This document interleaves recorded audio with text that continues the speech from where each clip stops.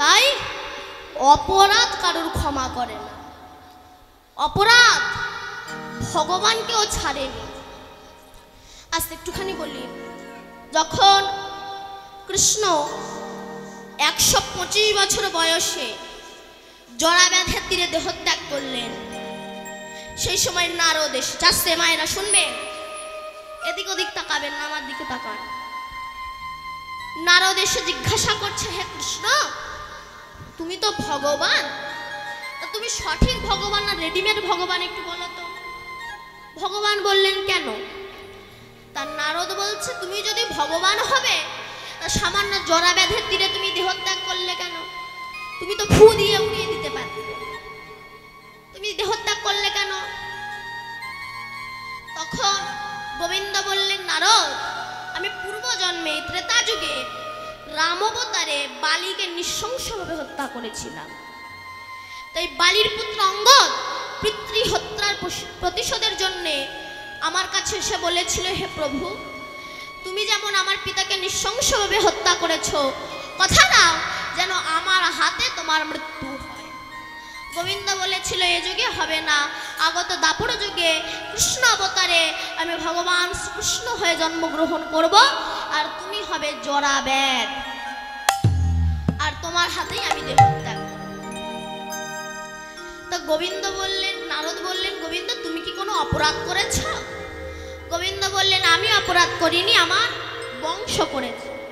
কোন দিন? আস্তে আস্তে একদিন রাস্তায় কৃষ্ণের ছেলেরা সব খেলা করছে, আর ওই পথ দিয়ে সমস্ত ঋষিরা যাচ্ছিল, নারদ ঋষি, কপিল ঋষি, দুর্বাসা ঋষি যাচ্ছিল।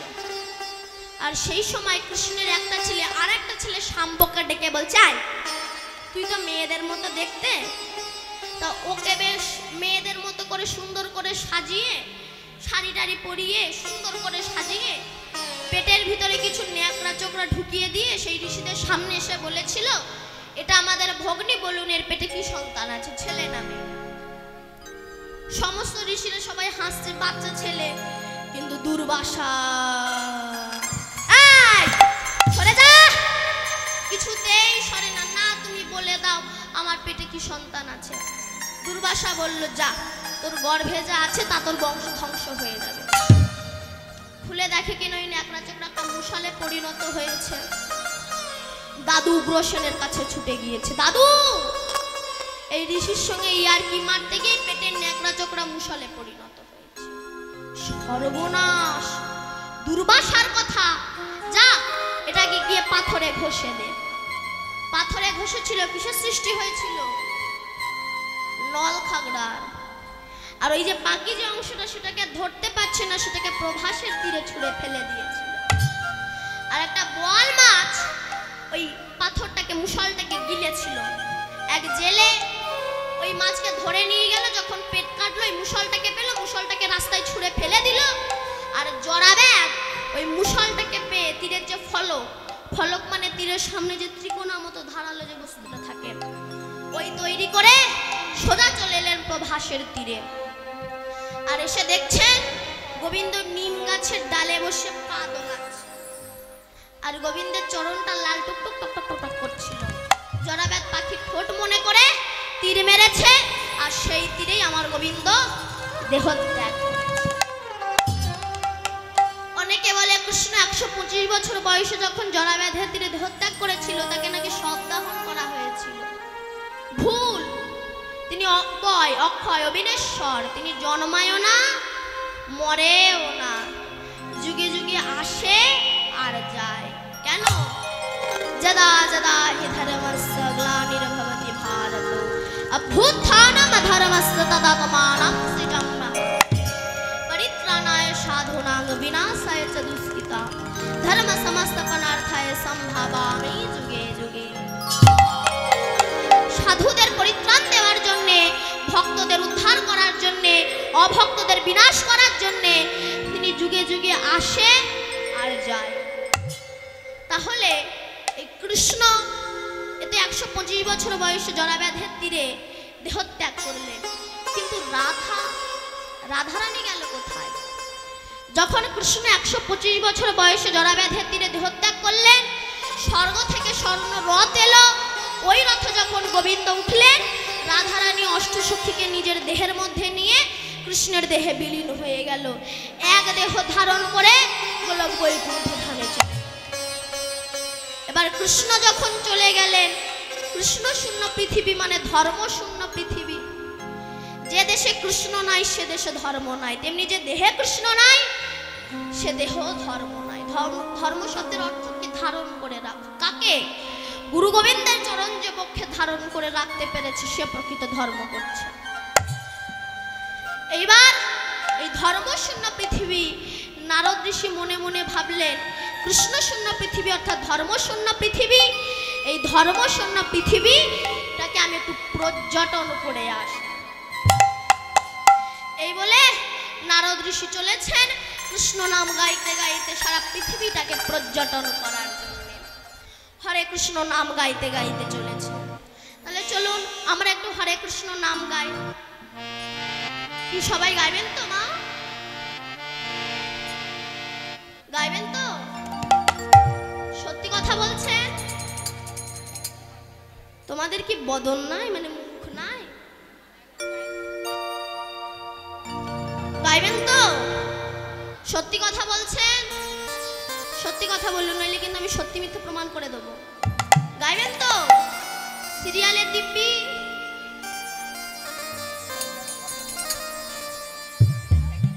ঠিক আছে। যারা যারা গাইবেন একবার জোর সে উলুধ্বনি দিন তো।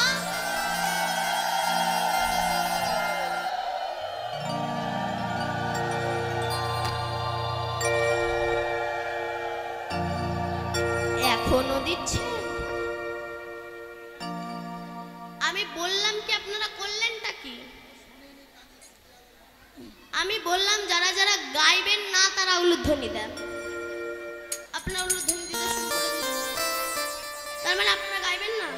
আমি বললাম না আমি সত্যি মিথ্যে প্রমাণ করে দেবো, ওই জন্য বলছি একটু সিরিয়াল লেখা কম করুন। সিরিয়াল দিয়েছে আমার মায়েরাও বলছে মা দীপান্বিতা মুখ ফসকে বাড়িয়ে গেছে, আর একবার সুযোগ দে মা। ঠিক আছে, যারা যারা হরি নাম করবেন তারা একবার প্রেম সে উলুধ্বনি হরি ধ্বনি। হরি নামে হাত তুলতে লজ্জা লাগে, কিন্তু বলুন তো কোন সময় বলা লাগে না আপনি থেকে হাত উঠে যায়? বলুন। দিতে হবে, দিতে হবে। কোন সময় বলুন? ভোটের সময়। আমার হাত তোলায় একজনের গাড়ি বাড়ি হলো, তার টাকা পয়সা হলো, সে নেতা হলো, কিন্তু আমি যে ভিখারি সেই ভিখারি রয়ে গেলাম। হরি বল, হরি বল। পরের মঙ্গলের সময় হাত তুলতে লজ্জা করে না, নিজের মঙ্গলের সময় হাত তুলতে লজ্জা করে। দেখবেন ভোটের সময় বাড়ির মেয়েরা পর্যন্ত দিতে হবে দিতে হবে বলে লাফালাফি করে, কিন্তু যখন কীর্তন আসরে এসে বলে একটু জয় শ্রীরাম বলো, তখন সব আর কেউ হাত তুলবে না, তখন আত্মসম্মানে বেঁধে যায়।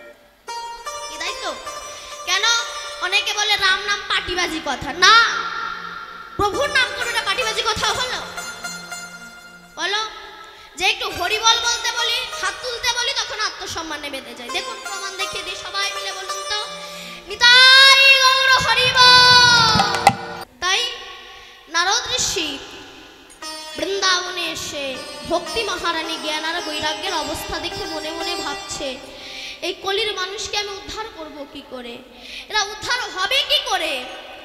এই বলে বিষণ্ণ বদনে পাহাড়ের ওপরে বসে আছে। এমন সময় ব্রহ্মার প্রথম পুত্র চতুষ্পদ সনং সনাতন আদি এসেছে। নারদ, এ কি জ্যেষ্ঠ ভ্রাতা, তুমি বিষণ্ণ বদনে বসে আছো কেন? নারদ বলল, হে জ্যেষ্ঠ ভ্রাতা, আমি সারা ভারতবর্ষ পর্যটন করেছি। প্রথম গেলাম আমি বৈষ্ণবের বাড়িতে। আজকাল বৈষ্ণবরা অহংকারী হয়ে গেছে। আমি বৈষ্ণব, মালা জপ করতে করতে অপরের সমালোচনা করে, ছেলেটা না ভালো না, ওই মেয়েটা না ভালো না। আরে ওরা যে ভালো না, ওদেরকে ভালো করাটাই তো তোমার কর্তব্য। কোনো আমিষ ভুজি ব্যক্তি যদি বাড়িতে আসে, এত উঁচু থেকে কোনো তরকার দিল, তার জামাটাই পড়তে তরকারটাতে জামাটাই পড়ে তার জামাটাই নষ্ট হয়ে যায়। সব ভণ্ডামি দরকার কি আছে? তারপরে গেলাম গৃহস্থের বাড়িতে। তারপরে আমি এসে দাঁড়িয়েছি বৃন্দাবনে। সেখানে গিয়ে ভক্তি মহারানী জ্ঞান আর বৈরাগ্যের অবস্থা দেখে আমি মনে মনে ভাবছি, এই কলির মানুষকে আমি উদ্ধার করব কি করে, এরা উদ্ধার হবে কি করে। তখন চতুষ্পদ বললেন, নারদ তুমি এক কাজ করো, ভাগবত রচনা করো। বড় ভালোবাসার গ্রন্থ তো, ভাগবত রচনা করো। তা মহিষী পরাশরের পুত্র কৃষ্ণ দ্বৈপায়ন বেদব্যাস নামটা হলো কেন না, কৃষ্ণের মতো অঙ্গকান্তি ছিল বলে নাম হয়েছে কৃষ্ণ। দ্বীপে জন্মগ্রহণ করেছিল বলে নাম হয়েছে দ্বৈপায়ন। আর বেদকে চারখানা ভাগে বিভক্ত করেছিল বলে নাম হয়েছে কৃষ্ণ দ্বৈপায়ন বেদব্যাস। হরি বল, হরি বল। এই কৃষ্ণ দ্বৈপায়ন বেদব্যাস মনে মনে ভাবলেন, আমার সমস্ত শাস্ত্র গ্রন্থ রচনা করা হয়ে গিয়েছে, এবার আমি একটু সাধনায় যাব। তাই নদীতে স্নান করতে গিয়েছে। সেই সময় নারদ ঋষি মনে মনে ভাবলেন, বেদব্যাস যদি চলে যায় তবে ভাগবত রচনা করবে কি করে। তখন যে নদীতে বেদব্যাস স্নান করছে সেই নদীতে নারদ ঋষি একটা ছোট্ট চড়ুই পাখির রূপ ধারণ করে একবার করে ডুব দেয়, ডাঙা এসে জলটাকে ছেড়ে দেয়, একবার করে ডুব দেয়, ডাঙা এসে জলটাকে ছেড়ে দেয়। তখন বেদব্যাস স্নান করতে করতে পাখিটাকে বলছে, আচ্ছা পাখি তুমি বারবার এমন করছো কেন, একবার জলে ডুব দিচ্ছ, একবার এসে ডাঙায় জলটাকে ঝেড়ে দিচ্ছ কেন। তখন নারদরূপী পাখি, মানে পাখির বেশ তো নারদই ধারণ করেছে, বলছে, জানো বেদব্যাস আমার মনে ইচ্ছা আমি ডুব মেরে আমার গায়ে যতটুকু জল ওঠে এই জল ডাঙায় ফেলে ফেলে আমি নদীটাকে পুরো ছেঁচে ফেলব। বেদব্যাস হাসছে, তুমি শুধু এক জনম কেন, যদি কোটি কোটি জন পক্ষী কুলে জন্ম নিয়ে এমন করতে থাকো কোনোদিনও পারবে না। পাখিটা ছোট্ট হলে কি হবে, রাগ হয়েছে, বলে বেদব্যাস ঠিক আছে আমি নাই মানলাম, আমি পারবো না, আমি পারবো না এই নদীটাকে ছেঁচতে। কিন্তু বেদব্যাস তুমি কি করে ভাবলে অনন্ত কৃষ্ণের নাম অনন্ত মহিমা, তুমি কি করে ভাবলে সেই নাম তুমি শেষ করে ফেলেছ। বেদব্যাসের চৈতন্য হলো, গৃহে ফিরে এসে বিষণ্ণ বদনে বসে আছে। এমন সময় নারদ ঋষি এসেছেন। জয় হোক, বেদব্যাসের জয় হোক। একে গুরুদেব। নারদ ঋষি বললেন, বেদব্যাস তুমি এমন বিষণ্ণ বদনে বসে আছো কেন। বেদব্যাস তখন বলছে, হে গুরুদেব আমি কত শাস্ত্র রচনা করেছি, কত গ্রন্থ রচনা করেছি, কিন্তু আমি তো মানুষের মনে শান্তি দিতে পারছি না, আমি কি করে মানুষের মনে শান্তি দেব।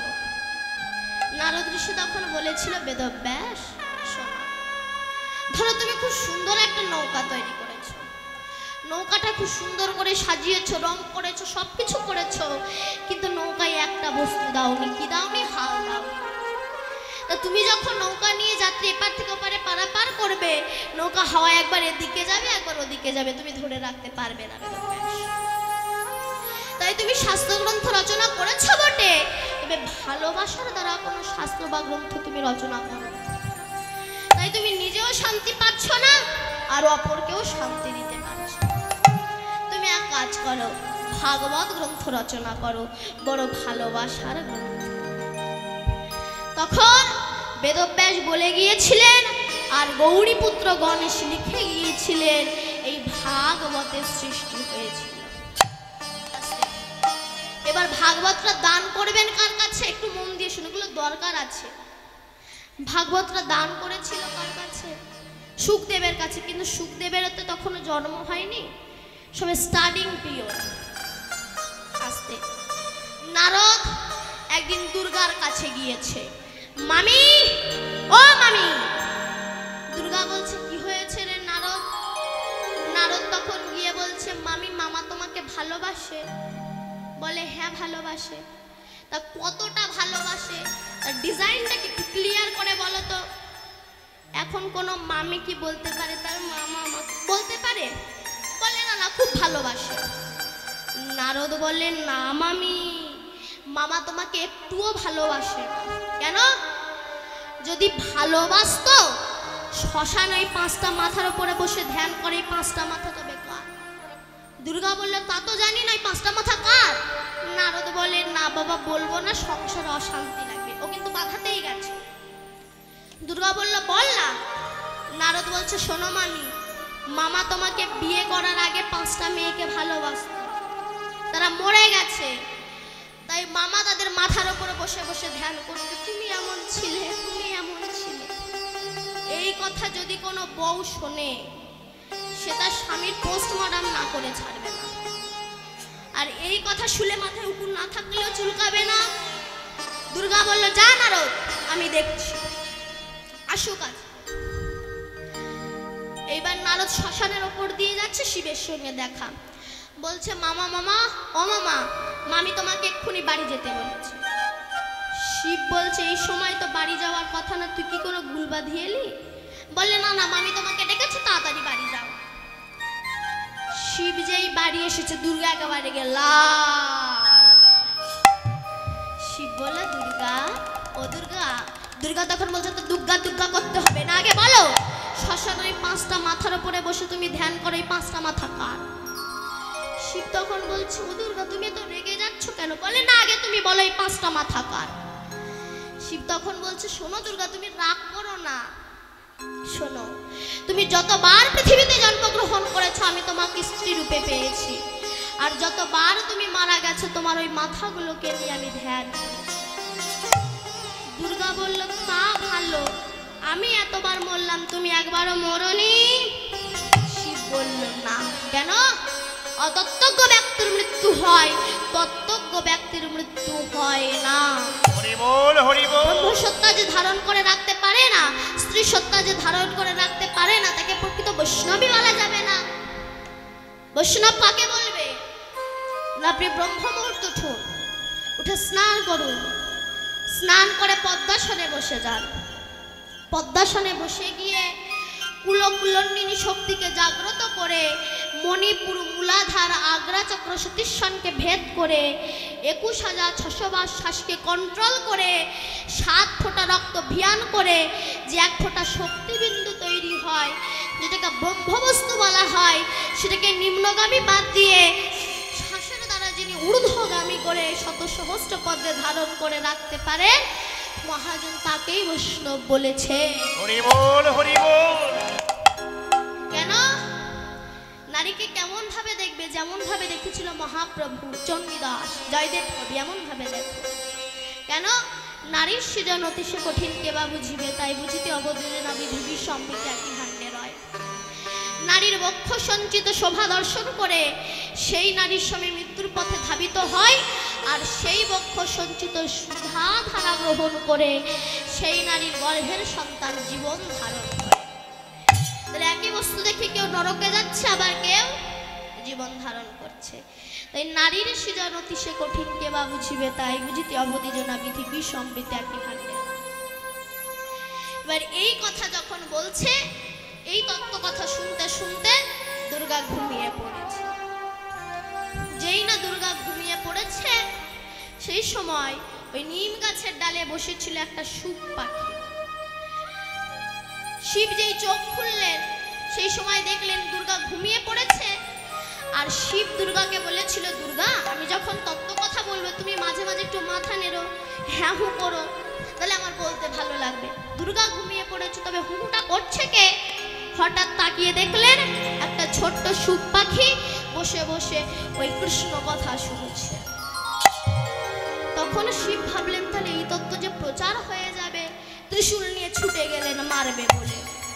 যেই মারতে গেল, পাখিটা উঠতে উঠতে উঠতে উঠতে ব্যাসের স্ত্রী বিথিকা দেবী হাঁ করে চুল বাঁধছিলেন।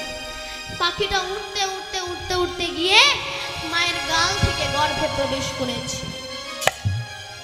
শিব বসেছিল কত বছর? 16 বছর। সেই সময় ব্যাসদেব বলেছিল, শিব তুমি এখানে কেন? শিব বলেছিল, আমার মুখে তত্ত্ব কথা শ্রবণ করে একটা পাখি তোমার স্ত্রীর গর্ভে প্রবেশ করেছে, ও যখন বহির্প্রকাশ হবে ওকে হত্যা করব। ব্যাস বলল, শিবের মুখে যে তত্ত্ব কথা শ্রবণ করে পৃথিবীর হেন কোনো শক্তি নেই যে তাকে মারবে, চলে যা। যেই না শিব চলে গেল, সেই সময় ব্যাসের স্ত্রী বিথিকা দেবীর গর্ভ থেকে ওই শুকদেবের 16 বছরের পূর্ণ যুবক আমার শুকদেবের জন্ম হয়েছে। ব্যাসদেব ওই সুখদেবের হাতে ভাগবত তুলে দিয়ে বলেছিল, যাও কলির মানুষকে উদ্ধার করো, চলে যাও নৈমিষারণ্যে, সেখানে রাজা পরীক্ষিতের মৃত্যুর সময় শত সহস্র দিন শুধু এই ভাগবত কথা বলে যাও। এই ভাগবত শ্রুতিধর হয়ে শ্রুতি মুনি জগতে প্রচার করবে, আর সেই ভাগবতের ডালি মাথায় করে নিয়ে আমার গৌর হয়ে নদিয়ায় এসেছে।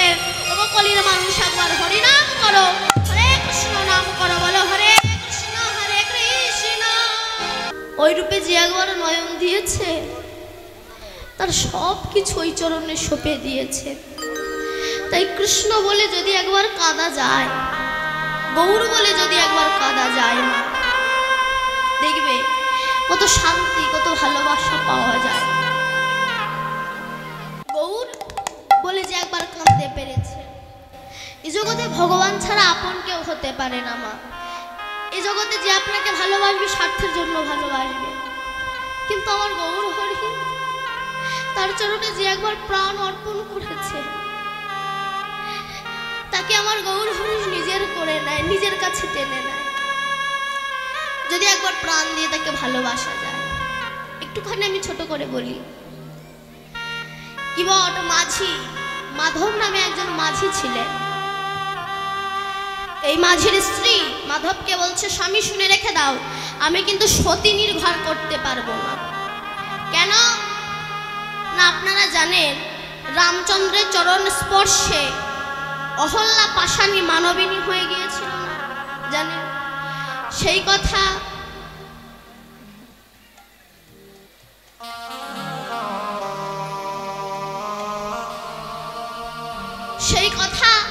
সারা অযোধ্যায় ছড়িয়ে গিয়েছে। তাই অহল্যা বলছে, সেই মাধবের স্ত্রী বলছে, শোনো স্বামী, আমি সতী নির্ভর করতে পারবো না। কেন না, তুমি আজ থেকে যখন নৌকা পারাপার করবে, একটু দেখে শুনে নৌকা পারাপার করবে, কেমন? তার নাম জিজ্ঞাসা করে নৌকা পারাপার করবে, কারণ রামের চরণের স্পর্শে একটা পাশানি মানবিনী হয়েছে। যদি তার চরণের স্পর্শে তোমার কাঠের নৌকাটা একটা মেয়ে পরিণত হয়, তবে তোমাকে বিয়ে করতে হবে, আমি কিন্তু সতী নির্ভর করতে পারবো না, এই বলে দিলাম। এই কথা বলা আছে। এবার মাধব গঙ্গার খেয়া ঘাটে এসে নৌকাটা নিয়ে বসে আছে, আর এমন সময় রামচন্দ্র, লক্ষণ আর রামের গুরুদেব বিশ্বামিত্র তিনজনা এসে দাঁড়িয়েছে গঙ্গার খেয়া ঘাটে। এসে দাঁড়িয়ে ডাক দিয়েছে, মাধব মাধব। চমকে উঠলেন, কে এত সুধমুখ কণ্ঠে আমায় ডাকলে? জানে তো প্রভু এসেছে, রামচন্দ্র এসেছে। এইবার উনি আসছেন না কিছুতেই নৌকা নিয়ে। অনেক ডাকার পরে মাধব নৌকাটা নিয়ে এসে দাঁড়িয়েছে গঙ্গার খেয়া ঘাটে। লক্ষণ তখন রেগে বলছে, এতবার ডাকছিলাম শুনতে পাননি? মাধব মাঝি বলছে, কেন শুনতে পাবো না, শুনতে পেয়েছিলাম, তুমি উত্তর দেননি কেন, আসেননি কেন? মাধব মাঝি বলছে, আমি প্রভু রামচন্দ্রকে একটা শিক্ষা দেওয়ার জন্য আমি আসি। লক্ষণ বলছে, কি তুমি আমার প্রভুকে, আমার দাদাকে শিক্ষা দেবে? রামচন্দ্র বলছে, দাঁড়াও না লক্ষণ, দেখিও কি বলে, বলো তুমি আমায় কি শিক্ষা দিতে চাও? মাধব তখন বলছে, প্রভু এই যে আপনি আমায় 5-7 বার ডেকেছেন, আমি উত্তর দেইনি বলে ঠাকুর লক্ষণের খুব খারাপ লেগেছে। কিন্তু প্রভু আমি তো শুধু এই খেয়াঘাটের মাঝি, কিন্তু ভবসাগর পারাপারের মাঝি তো তুমি। তাই আপনি আমাকে কবার মাত্র ডেকেছেন, তাই লক্ষণ ঠাকুরের বিরক্ত লেগেছে। আর যেদিন সমস্ত ভক্তরা তোমার খেয়াঘাটে উপস্থিত হবে, আর খেয়াঘাটে উপস্থিত হয়ে যখন তোমায় প্রভু বলে ডাকবে, হরি বল হরি বল, তুমি যদি তাদের ডাকে উত্তর না দাও, তবে সেই ভক্তের কেমন অবস্থা হবে সেটা বোঝানোর জন্যই আমি আপনার ডাকি। তখন রামচন্দ্র বলল, আমি কথা দিলাম, ওই ভবসাগরে গিয়ে কেউ যদি একবার আমাকে গোবিন্দ বলে ডাকে, আমি তাকে অবশ্যই উদ্ধার করব। এবার আমাকে কৃপা করে পার করে দাও মাঝি। মাঝি তখন বলছে, না প্রভু, তোমার চরণের স্পর্শ নাকি একটা পাশানি মানবিনী হয়ে গিয়েছে তোমার চরণের ধুলোয়, তাই আমার বউ আমাকে বলে দিয়েছে সে সতী নির্ভর করতে পারবে না। কেন? তোমাকে যদি আমার নৌকায় তুলি, তোমার চরণের স্পর্শে আমার নৌকাটা যদি মেয়ে হয়ে যায়, তবে আমাকে বিয়ে করতে হবে। আমার বউ বলে দিয়েছে সতী নির্ভর করতে পারবে না, আমি তোমাকে পার করতে পারবো না। রামচন্দ্র তখন হাত জোর করে আসতে, হাত জোর করে মাঝিকে বলছে, মাঝি কৃপা করে পার করে দাও না গো, আমার যে বাবার কথা রাখতে আমাকে বনবাসে যেতে হবে, দয়া করে আমাকে পার করে দাও। জীবন মাঝি বলছে, প্রভু আমি তোমাকে পার করে দিতে পারি, তবে একটা শর্ত আছে। কি?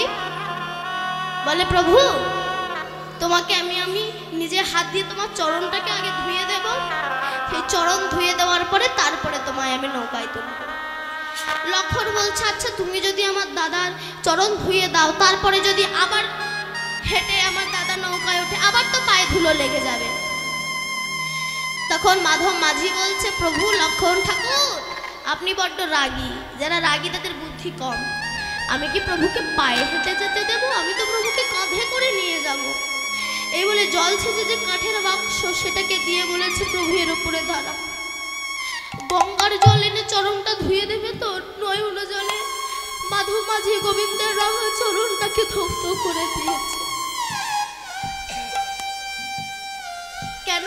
ও প্রভু, যোগী মুনি ঋষি সাধক সাধিকা গন্ধর্ব কিন্নর দেব দেবী কোটি কোটি জনম সাধনা করে যে চরণ পায় না, সে হেন বিরিঞ্চিত বাঞ্ছিত ধন ভবের আরাধ্য দেবতা পতিত পাবন ভুবন মঙ্গল শ্রীরাম আমার কাঠের বাক্সের ওপরে দাঁড়িয়ে ছোট্ট প্রভু দাঁড়া।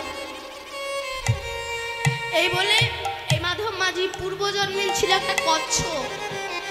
ভগবান যখন ক্ষীরোদ সাগর অনন্ত নাগের উপরে শয়নে আছে, ওই কচ্ছপটা সাপের পিঠের উপরে উঠে গোবিন্দের চরণ দুটো দেখে বলেছিল, প্রভু গো, যদি তোমার চরণ দুটো একটু ছুঁতে পারতাম। যেই না যাবে চরণটাকে ছোঁবে, লক্ষ্মী দেবী টের পেয়ে দেখতে পেয়ে কচ্ছপটাকে ছুঁড়ে ফেলে দিয়েছিল। কচ্ছপটা তখন কেঁদে বলেছিল, প্রভু তাহলে মানুষ ব্যথিত কি তোমার চরণ কেউ পাবে না? গোবিন্দ কথা দিয়েছিল, আগত ত্রেতা যুগে রাম অবতারে তুমি হবে মাধব মাঝি, আমার চরণ ধোয়াতে পারবে। তাই প্রভু চরণটাকে ধুইয়ে দিয়ে প্রভুকে কাঁধে করে নিয়ে আর নৌকায় গিয়ে বসিয়ে দিয়েছে, পা দুটো জলে লাবিয়ে দিয়েছে। এবার যে গোবিন্দের চরণটা পা জলে লাবিয়ে দিয়েছে গঙ্গার জলে, এবার গঙ্গা তার বিশ্বপিতার চরণ পেয়েছে এতদিন পরে। বলো তো, আরে কি গঙ্গা থাকতে পারে, থাকতে পারে, আরে কি গঙ্গা থাকতে পারে, আরে কি গঙ্গা থাকতে পারে, ছুটে এসে চরণ বুকে ধরে, আরে কি গঙ্গা থাকতে পারে, ছুটে এসে চরণ বুকে ধরে, আরে কি গঙ্গা থাকতে পারে, বিশ্বপিতা চরণ পেয়ে, আরে কি গঙ্গা থাকতে পারে, বিশ্বপিতার চরণ পেয়ে, আরে কি গঙ্গা থাকতে পারে। উত্তাল তরঙ্গায়িত হচ্ছে, উত্তাল তরঙ্গায়িত, যে উত্তাল তরঙ্গায়িত হচ্ছে সেই সময় মাধব মাঝি বললে, আমি বলেছিলাম রামের দোষ নয়, রামের পায়ের দোষ আছে, দেখো উত্তাল তরঙ্গায়িত হচ্ছে। এবার মাধব মাঝি নৌকাটা নিয়ে কুলের এক পাশে সে রাখবে তো, তবে তো পার হবে, কিছুতেই এক পাশে নিয়ে যাচ্ছে না, শুধু মাঝখানে ঘুরপাক খাওয়াচ্ছে। লক্ষণ ঠাকুর রেগে বলছে যে, তুমি এক কোনো পাশে কোনো কুলে না নিয়ে গিয়ে এক মাঝখানে ঘুরপাক খাওয়াচ্ছ কেন? বলে, আমি প্রভু রামচন্দ্রকে আর একটা শিক্ষা দেওয়ার জন্য আমি এমন করছি। রামচন্দ্র তখন করজোর করে বলছে, বলো তুমি আমায় আর কি শিক্ষা দিতে চাও?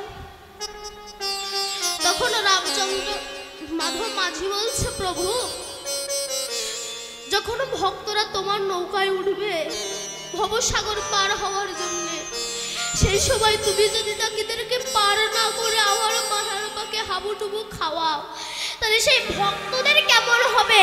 এই শিক্ষাটা দেওয়ার জন্যই আমি আপনাকে বারবার করে এক জায়গায় ঘুরপাক খাওয়াচ্ছি, কোনো কুলে নিয়ে যাচ্ছি না। রামচন্দ্র বলল, আমি কথা দিলাম যে ভক্ত একবার নয়ন জলে ভেসে আমায় ডাকবে আমি তাকে উদ্ধার করব। এবার কৃপা করে অন্তত পার করে দাও। যেই না পার করে দিয়েছে, রামচন্দ্র তখন করজোর করে বলছে, মাধব মাঝি, আমি তো বনবাসে যাচ্ছি, আমার কাছে তো কোনো কড়ি নেই, তোমায় আমি পার করব কি করে, তোমায় আমি কড়ি দেব কি করে? পারের কড়ি আসতে তখন মাধব মাঝি বলছে, চোখের জলটা মুছে নিয়ে প্রভু হাসালে। কেন প্রভু, কোনো মাঝি কি আর এক মাঝি নৌকায় উঠলে সেই মাঝি কি কোনো পথের ভাড়া নিতে পারে? আমি তোমায় আজ মুক্ত করে দিলাম, তোমার কাছ থেকে কোনো পয়সা কোনো কড়ি আমি নেব না। তবে প্রভু কথা দাও, যেদিন আমার পার হওয়ার সময় আসবে সেদিন তুমি আমাকে পার করে দেবে। রাম বলল, আমার মতো আমার ওই খেয়াঘাটে এসে পুণ্যই বিনয় করে ডেকো, আমি পার করে দেব। মাধব বলল, না প্রভু। কেন? সংসারের চাপে, স্ত্রী পুত্রর চাপে মায়ায় পড়ে যদি আমি তোমায় ডাকতে ভুলে যাই, তবে প্রভু তুমি আমায় কথা দাও, কি আমায় ডেকে ডেকে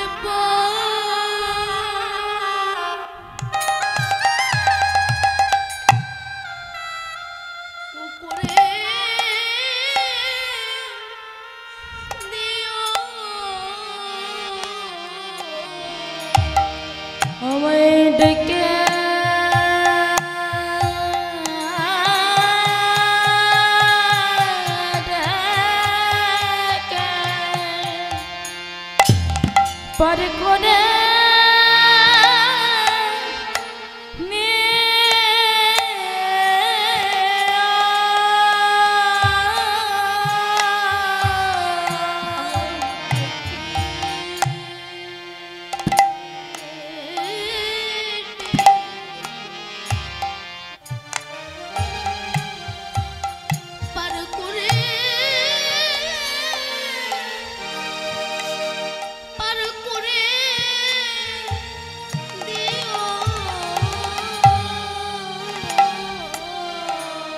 আমায় ডেকে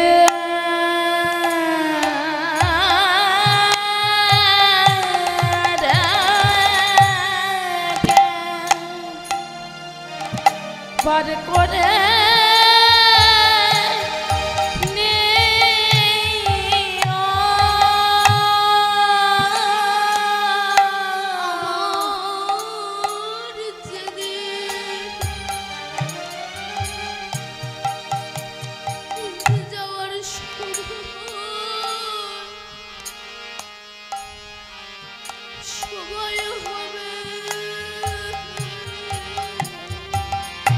আমায় ডেকে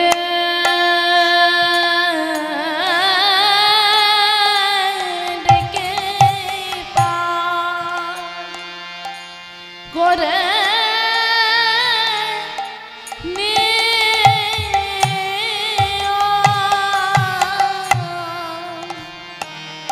আমি অধম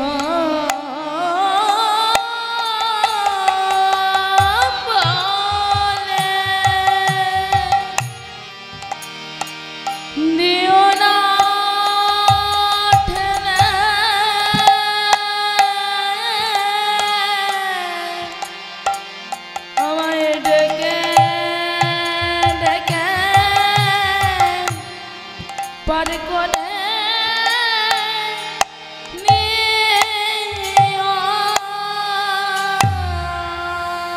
গোবিন্দ কথা দিয়েছিল কলিজীবের উদ্ধার করার প্রত্যাশায়, কলির অনাচারী, অত্যাচারী, পাপাচারী, দুরাচারী, কৃষ্ণ ভোলা বহির্মুখী জীব, এদেরকে উদ্ধার করার প্রত্যাশায় এই কলিজীবের দুঃখ হেরি যিনি যমুনা তট বিহারী, সুদর্শন চক্রধারী, কংসের বংশ ধ্বংসকারী, পুতনা বক্ষণকারী, রাস রসের নর্তনকারী, রায় সংকুটের বংশীধারী, ব্রজধাম পরিহরি, শ্রীধাম নবদ্বীপে অবতরী, নামের ডালি মাথায় করি, কলিজীবের পায়ে ধরি, ঝরাইয়া নয়নের বাড়ি, বলে একবার বলো তোমরা গৌর হরি হরি বল।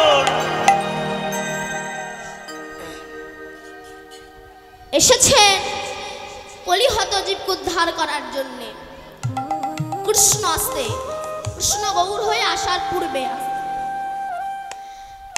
বহু বহু বছর আগে তিনি লিখে দিয়েছেন আমি গৌর হয়ে নদিয়ায় যাব। নারদীয় পুরাণে, গরুড় পুরাণে তিনি লিখেছেন আমি গৌর হয়ে নদিয়ায় যাব।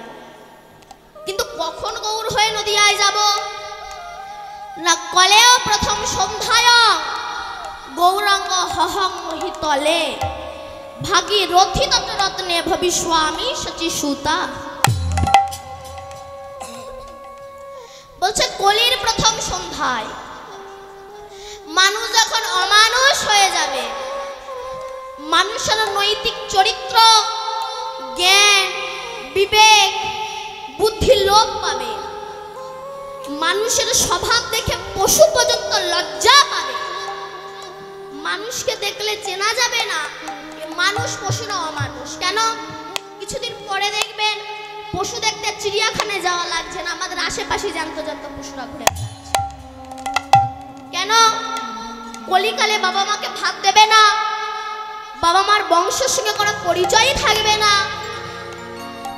শালা শালিকে ভালোবাসবে, বাবা মাকে ভালোবাসবে না, মদ খেয়ে এসে বাবাকে ধরে পেটাবে, বাবা মাকে বৃদ্ধাশ্রমে দিয়ে আসবে। এমন কলি যখন দুর্দশা হবে, সেই সময় আমি গৌর হয়ে নদিয়ায় যাব। তাই গৌর হয়ে এসেছে। বলছে আমি আপনি তো দূরের কথা, যার দেহের মধ্যে ভগবানের রক্ত ছিল, মানে শ্রীকৃষ্ণের বোনের নাম কি? সুভদ্রা। আবার কৃষ্ণের আপন সখা হচ্ছে অর্জুন। সেই অর্জুন সুভদ্রাকে বিবাহ করেছিল। অর্জুন আর সুভদ্রার পুত্র হচ্ছে অভিমন্যু, আর এই অভিমন্যুর পুত্র হচ্ছে রাজা পরীক্ষিত। এই রাজা পরীক্ষিত ইনি যদি অধর্ম কাজে লিপ্ত হতে পারে, আমি আপনি তো দূরের কথা। কেমন? এই পরীক্ষিত মহারাজ যখন যজ্ঞ সম্পূর্ণ করে গৃহে ফিরে আসছেন, উনি একটা আর্তনাদ শুনতে পেলেন। কি না, একজন ধূর্ত ব্যক্তি বৃষ গাভীর ওপর বেত্রাঘাত করছে। পরীক্ষিত মহারাজ বললেন আমার রাজ্যে তেমন হয় না, দুর্বলের ওপর সবলের অত্যাচার আমার রাজ্যে তেমন হয় না। পরীক্ষিত মহারাজ গিয়ে বললেন তুমি কে? যে মারছিল সে বলল আমি কলি মহারাজ। তোমার কাজ দুর্বলের ওপর সবলের অত্যাচার। পরীক্ষিত মহারাজ বললেন আমি এক্ষুনি তোমাকে হত্যা করব। এই বলে যে বাণ নিক্ষেপ করতে যাবে, এমন সময় কলি বললেন মহারাজ পরীক্ষিত, যদি আপনার সঙ্গে আমার না বনে তাহলে আপনি আমাকে পৃথক করে দেন, না মেরে আমাকে পৃথক করে দেন। পরীক্ষিত মহারাজ বললেন ঠিক আছে, তুমি 5টি জায়গায় থাকবে। কোন কোন জায়গায়? না সুরা পান ও ব্যক্তির কাছে তুমি থাকবে, যারা সুল্লু খায়, গাঁজা মদ খায়, ওই ব্যক্তিদের কাছে।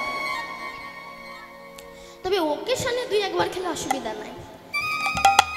এরপর জুয়া খেলা ব্যক্তির কাছে তুমি থাকবে, আর যারা প্রতিতালয়ে যায় সেই ব্যক্তির কাছে তুমি থাকবে। আর কোথায় থাকবে? প্রাণী হিংসা ব্যক্তির কাছে, যারা লোকের ভালো সহ্য করতে পারে না, প্রাণী হিংসা ব্যক্তির কাছে তুমি থাকবে। আর কোথায় থাকবে? না স্বর্ণের মধ্যে থাকবে। এখানে আপনাদের মনে প্রশ্ন জাগতে পারে, সোনার ভিতরে যদি কলি বাস করবে, অনেক সময় রাধা গোবিন্দকে আমরা সোনা দিয়ে সাজাই, তবে কেন সাজাই? সব সোনার ভিতরে কলি বাস করবে না। কোন সোনায় কলি বাস করবে?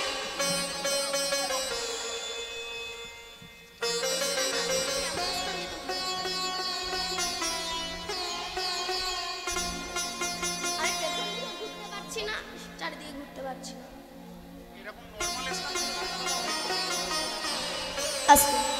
জয়নিতাই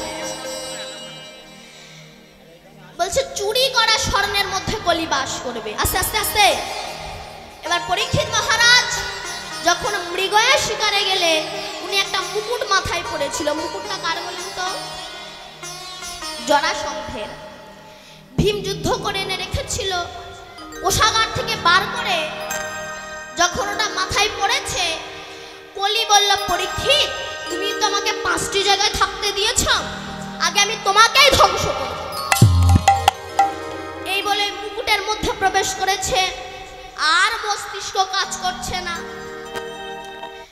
খুব জল পিপাসা পেল, বনে ঘুরতে ঘুরতে একটা কুঠির দেখতে পেয়ে তার ভিতরে প্রবেশ করে দেখছে শ্রমিক ঋষি ধ্যান করছে। পরীক্ষিত মহারাজ বারবার জল চাইলেন, কিন্তু শ্রমিক ঋষি তো ধ্যানস্থ অবস্থায়, জল দিতে পারলেন না। পরীক্ষিত মহারাজ রাগান্বিত হয়ে মাটিতে দেখলেন মৃত, অর্থাৎ একটা মরা সর্প পড়ে আছে। ওই মরা সর্পটাকে তীরের আগা দিয়ে তুলে শ্রমিক ঋষির গলায় জড়িয়ে দিয়েছে। এবার জড়িয়ে দিয়ে সে যখন গৃহে ফিরে এসেছে, মুকুটটা মাথা থেকে নামিয়েছে, কলি নেমে গিয়েছে, তখন পরীক্ষিত মহারাজ ভাবলেন, আমি কি করলাম, আমি তো ভুল করলাম, আমি একজন ঋষির গলায় সর্প জড়িয়ে দিলাম, আমি তো মহা পাপ করলাম, আমি তো মহা পাপ করলাম। শ্রমিক ঋষি ক্ষমা করলেন, কিন্তু তার পুত্র সিংহী সে তো ক্ষমা করলেন না।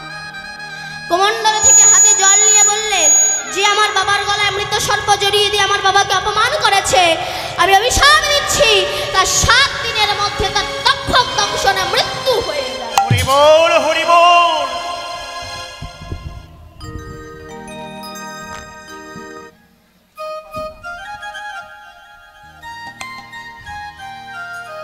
জয়নিতা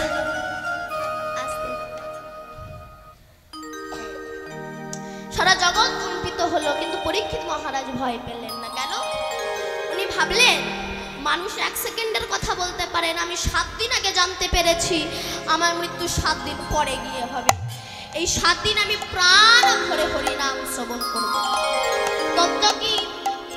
এ জগতে পরীক্ষিতটাকে আমি আপনি পরীক্ষিত। কিসের রাজা?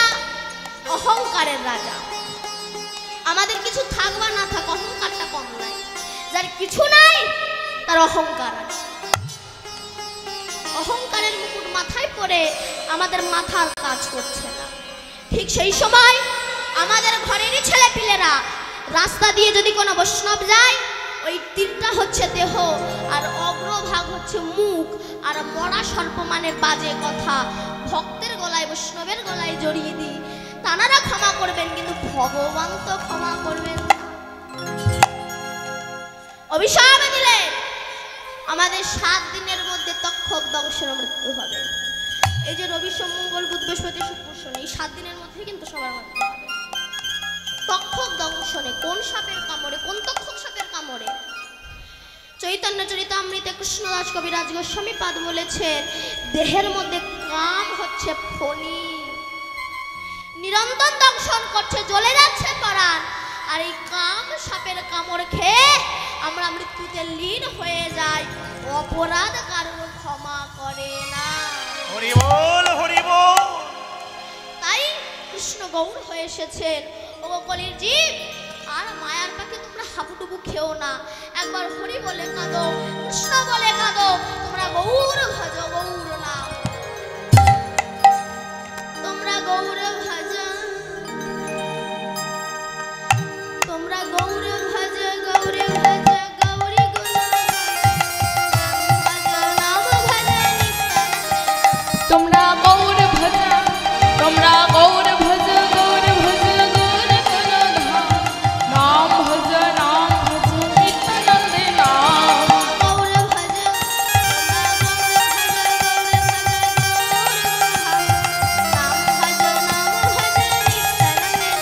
তোমরা গৌর ভজ, তোমরা গৌর ভজ, গৌর ভজ, গৌর গুণধাম, নাম ভজ, নাম ভজ, নিত্যানন্দে নাম। নিত্যানন্দ, নিত্যানন্দ, সবার মনে দেয় আনন্দ। নিত্যানন্দ, নিত্যানন্দ, সবার মনে দেয় আনন্দ। গৌর ভজ,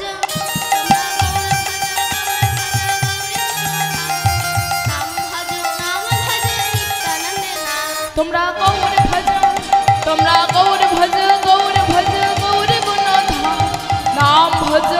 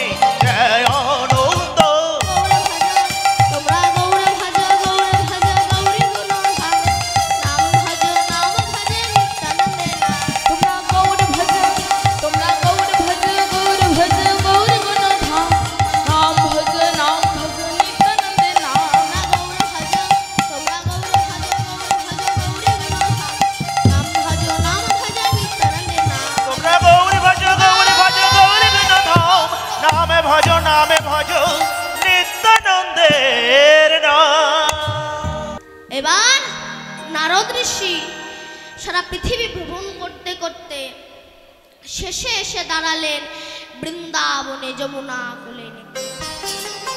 সেখানে এসে দেখছে একজন অপরূপ সুন্দর নারী ধুলায় গড়াগড়ি দিয়ে কাঁদছে, আর দুই পাশে দুই বৃদ্ধ জীর্ণ শীর্ণ অবস্থায় পড়ে আছে।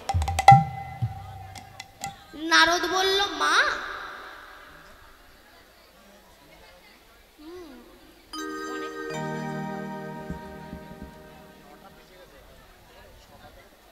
জানি তাই, রাধে খেতে যাচ্ছে, আসতে বসুন, খেয়ে দিয়ে আবার আসবে। আমি শেষ দল নই, আমার পরেরও দল আছে, তাই না? রাস আছে, আপনারা কোথায় যাচ্ছে? খেয়ে দিয়ে আবার চলে আসবেন, রাস শুনবেন তবে বাড়ি যাবেন, ঠিক আছে? খেয়ে দিয়ে চলে আসবেন আবার, আস্তে আস্তে আস্তে। নারদ তখন সেই অপরূপ সুন্দর নারীকে জিজ্ঞাসা করছে, মা তুমি কে? তখন সেই অপরূপ সুন্দরী নারী বলছে, আপনি আমাকে চিনতে পারছেন না? আপনি তো ত্রিকাল যোগী, চিনতে পারছেন না আমায়? কৃষ্ণ চলে যাওয়ার পরে কলিযুগের অবস্থা কি হয়েছে, কলি কিভাবে প্রবেশ করেছে, আপনি তো ত্রিকাল যোগী, চিনতে পারছেন না? বলেন না তো। বলে, আমি হলাম ভক্তি মহারানী। পৃথিবীতে ভক্তির কোনো সম্মান নাই। কেন? আজকাল দেখুন, আজকাল ইয়ং ছেলেরা এরা রাস্তায় যেতে যেতে কোনো মন্দির দেখলে সিগারেট খেতে খেতে নমো, একে ভক্তি বলে না, ভক্তি আর পৃথিবীতেই নাই। আর দুই পাশে ওই যে দুটো বৃদ্ধ জীর্ণ শীর্ণ অবস্থায় পড়ে আছে, ভক্তি মহারানী বললেন, ও দুটো আমারই ছেলে, জ্ঞান আর বৈরাগ্য। পৃথিবীতে জ্ঞানীর কোনো সম্মান নেই। আপনি কোনো ব্যক্তিকে জ্ঞান দিতে যাবেন, সে বলবে আপনার জ্ঞানের দরকার নেই, আমার যথেষ্ট জ্ঞান আছে, আমি পড়াশুনো জানি। তুমি পড়াশুনো জানো বটে বাবা, তবে তোমার জ্ঞানের বড় অভাব আছে। কেন? এই পড়াশুনো শিখেই তুমি বলো, I M A royal Bengal tiger, পৃথিবীতে ভগবান বলে কেউ নেই। ভগবান আছে, তোমার কাণ্ড জ্ঞান নাই, তাই তোমার কাছে ভগবান নাই। কেমন? বাবার কাছে টাকা পাবে, বাবা ছেলে বসে আছে, টাকার মালিক এখন তাগাদা করতে আসছে, তা বাবা বলছে, খোকা শোন, ওই যে ভদ্রলোক আমার কাছে 10,000 টাকা পায়, এসে যদি বলে বাবা কোথায়, তুই বলবি বাবা বাড়িতে নাই। বলে, তুমি এই যে জ্যান্ত বাবা দাঁড়িয়েছে, চুপ, বলছি তো বলবি বাবা বাড়িতে নাই। চিটিং বাজ মতো বাবা তো। ও ঘরে এসে শুয়ে পড়েছে কাঁথা মুড়ি দিয়ে, এই মাথা ঢাকতে গিয়েছে, এক হাত পা বেরিয়ে গিয়েছে। টাকার মালিক এসে বলছে, হ্যাঁ রে খোকা, বাবা কোথায়? বলে, বাবা বাড়িতে নাই। বলে, একটু আগে ছিল, বলে চলে গেছে। বলে, ওই যে ঠ্যাং দেখা যাচ্ছে, ঠ্যাং কার? বলে, ওটা শুধু ঠ্যাং, বাবা বাড়িতে ঠ্যাং রেখে চলে গেছে। যেমন শুধু ঠ্যাং বাবা নাই, জগতে কিছু কিছু মানুষ আছে শুধু মানুষ, অসভ্যদের কাণ্ড জ্ঞান নাই। কেন? আপনি দেখুন, আপনি গলায় মালা তিলক দিয়ে রাস্তা দিয়ে যান, আপনার কোনো সম্মান নেই, কিন্তু একটা সুল্লুখর হাতে যদি একটা পিস্তল নিয়ে ঘুরে বেড়ায় জগতে, তার সম্মান বেশি। এ জগতে যারা মঙ্গল করে তাদের সম্মান নেই, যারা অমঙ্গল করে তাদের সম্মান। যেমন ডুমুর, ডুমুর চেনো? ডুমুর কেমন দেখতে? তরমুজের মতো ছোট, ও আমরা খাবো না। কচু শাক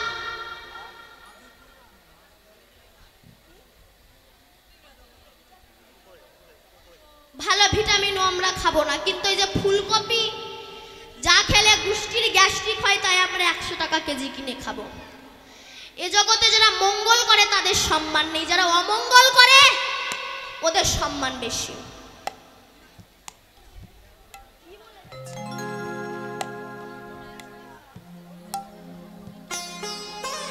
যারা অমঙ্গল করে তাদের সম্মান বেশি, আর বৈরাগ্য এরও কোনো সম্মান নেই। অতএব কৃষ্ণ শূন্য পৃথিবীতে ভক্তি মহারানী জ্ঞান আর বৈরাগ্যের অবস্থা খুব খারাপ। হরি বল, হরি বল। সত্যি মা, পৃথিবীতে ভক্তি বলে আর কোনো জিনিসই নাই। তাই তো মহাপ্রভু এসেছেন বারবার হতচিত উদ্ধার করার জন্য। তোমরা আর ঘুমিয়ে থেকো না, এবার অন্তত হরিনাম করো, এবার অন্তত হরি বলো বলো। তাই গৌর হয়ে এসেছেন শ্রীধাম নবদ্বীপে ধামে। তাই ফুলমালায় নিজের অঙ্গকে শোভিত করে ঘুরে বেড়াচ্ছেন। তো তাই মহাজন গৌরাঙ্গ মহাপ্রভুকে দেখে পদ লিখেছেন কি, দামিনী দাম দমন রুচি দর্শনে দূরে গে ওদের পকতাপ। দামিনী, দামিনী মানে কি? বিদ্যুৎ। দাম মানে মালা। গৌর হরির গলার যে ফুলের মালা, সেটাকে বিদ্যুতের মালার সঙ্গে তুলনা করে। দামিনী দাম দমন রুচি দর্শনে, দমন মানে কি? চূর্ণ করা। কি চূর্ণ করলেন না? দাপ অর্থাৎ অহংকার। কার অহংকার? না মদনের দর্প, মদনের অহংকার। এই মদন ভেবেছিল ৩৩ কোটি দেবতার চেয়ে আমার মতো রূপবান বুঝি আর জগতে না। কিন্তু যখন গৌর হরির রূপের কথা শুনলে, মদন পাগলের নাই ছুটতে ছুটতে এসে দাঁড়ালেন নবদ্বীপের বুকে। আর নবদ্বীপের বুকে দাঁড়িয়ে গৌর হরির ওই রূপ দর্শন করে মদন হলো স্তম্ভিত। কি আমি ভেবেছিলাম আমার মতো রূপবান বুঝি জগতে নাই, কিন্তু আমার আর গৌর হরির রূপ এ তো আকাশ আর পাতালের মতো তফাৎ। শুধু মদন নয়, গৌর হরির রূপ দেখে সবাই বিমোহিত। আজ দুজন পূর্ণ যুবতী, এক হলো সনাতন মিশ্রের কন্যা বিষ্ণুপ্রিয়া দেবী, আর একজন হলো তারই সখী কাঞ্চনা। যমুনার সুরধ্বনিতে জল আনতে এসে গৌরূপ দর্শন করে গৃহে ফিরে গিয়ে বিষ্ণুপ্রিয়া কাঞ্চনার গলা জড়িয়ে ধরে বলছে, কাঞ্চনা, আজ সুরধ্বনিত্রী জল আনতে গিয়ে আমি এমন রূপের মানুষকে দেখে এলাম যার সঙ্গে জগতের কোনো কিছুরই তুলনা হয় না। কাঞ্চনা বলছে, কাকে দেখেছিস? না সোনার বরণ আমার গৌর হরিকে আমি দর্শন করে এসেছি। কাঞ্চনা বলছে, বিষ্ণুপ্রিয়া, তুই যে বলছিস তোর গৌর হরির সঙ্গে নাকি কোনো কিছু জগতের তুলনা হয় না। আচ্ছা বলতো প্রিয়া, তুই যে সোনার বর্ণ গৌরকে দেখেছিস, তার অঙ্গকান্তি সোনার মতো, তুই যে বলছিস গৌর হরির সঙ্গে কোনো কিছুর তুলনা হয় না, কিন্তু সোনফুল দেখেছিস প্রিয়া? সোনফুল দেখেছো মা? সোনফুল দেখেছো? দেখনি? সোনফুল তার রংটা কেমন? সোনার মতো, সোনার মতো। বা প্রভাতের যে সূর্য, সেটার রংটা কেমন? কাঁচা হলুদের মতো কিংবা সোনার মতো। তবে তুই বলছিস তোর গৌর হরির সঙ্গে নাকি কোনো কিছু তুলনা হয় না। তখন বিষ্ণুপ্রিয়া বলছে, কাঞ্চনা, তুই যা বলেছিস ঠিক, কিন্তু যা ভেবেছিস তা ঠিক নয়। কেন? ওরে কাঞ্চনা, শোন, শোন কুসুমত হে,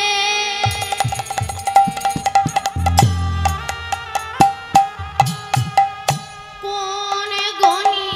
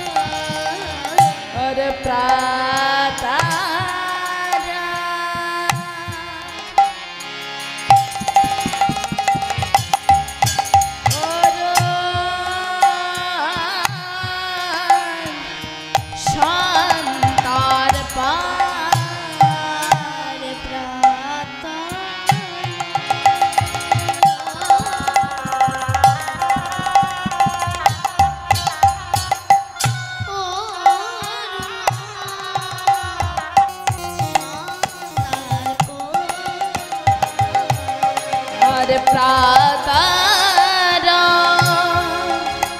অরুণা শান্তার বলে বিচার করে দেখতে হবে বলে বিচার করে দেখতে হবে বলে বিচার করে দেখতে হবে বলে বিচার করে দেখতে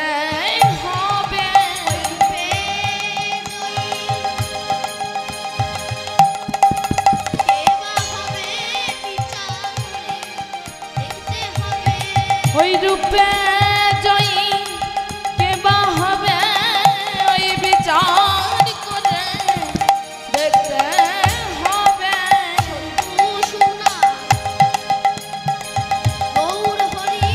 বিচার করে দেখতে হবে ওই শঙ্কর সোনা গৌর হরি বিচার করে দেখতে হবে বিচার করে শঙ্কর সোনা গৌর হরি শঙ্কর সোনা গৌর হরি শঙ্কর সোনা গৌর হরি শঙ্কর সোনা গৌর হরি সুদাইলে মুই বলতে পারি শোনো শোনা গৌর হরি বিচার করে দেখতে হবে প্রাণ ভরে যদি গোবিন্দকে ডাকা যায়, তাকে যদি ভালোবাসা পাই, সে তোমাকে অবশ্যই কৃপা করবে। এইবার যেই না রামচন্দ্র পার হয়ে গেল, পেছনে তাকিয়ে দেখলো কি সেই কাষ্ঠতরীটা স্মরণে পরিণত হয়েছে। তাই চাঁদ আমার গৌর হরির রূপ দেখে মনে মনে ভাবলেন, আর আমার আর গৌর হরির রূপ তো তফাৎ অনেক আছে। তাই চন্দ্র নিজেকে 10টি খণ্ডে ভাগ করে করে গোবিন্দের মুখের কোণে কোণে অবস্থান করছেন। আরো বলি সজনী শোন, শুধু আকাশের চাঁদ নয়, গৌরবের সঙ্গে তুলনা করতে গিয়ে আর একজনাও গিয়েছে আত্মহত্যা করতে স্বর্ণকারের কাছে। তার নাম কি? সুবর্ণ বা সোনা। কারণ সোনা পরেই তো অনেকে অহংকারী হয়ে যায়। এই সোনা গৌরবের কাছে হেরে আত্মহত্যা করতে গিয়েছে। কেমন ভাবে? সুবর্ণ বর্ণ হেরি নিজে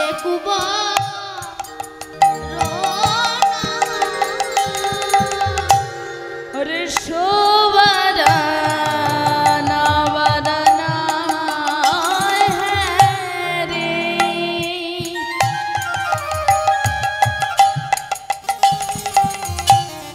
নিজে গোবা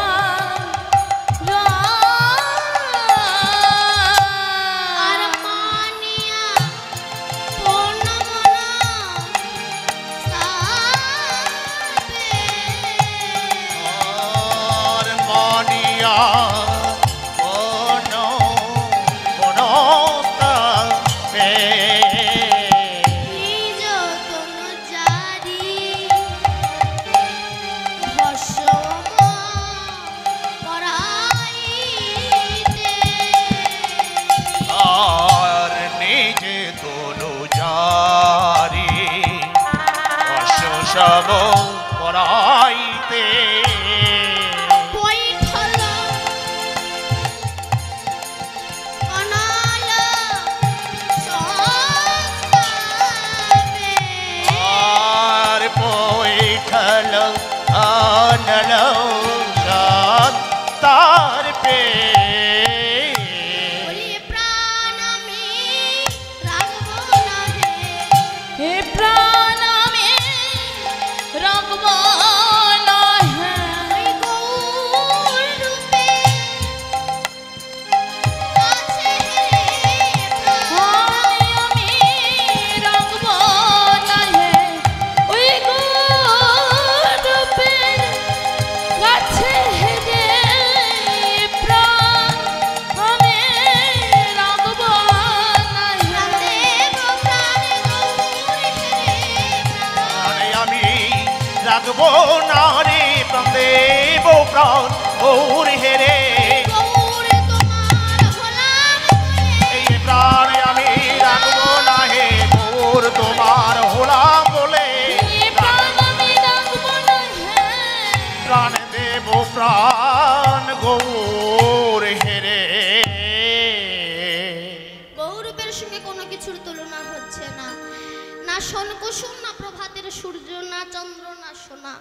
কোনো কিছুর তুলনা হচ্ছে না। তাই বললেন যা ঝম বিধিক অধিক নাহি অনুভবী, যা ঝম বিধিক অধিক নাহি অনুভবী, যা ঝম বিধিক অধিক নাহি অনুভবী, আর যা ঝম বিধিক অধিক নাহি অনুভবী, তুলনা দেবার নাই আর তুলনা দেবার নাই ঘোর।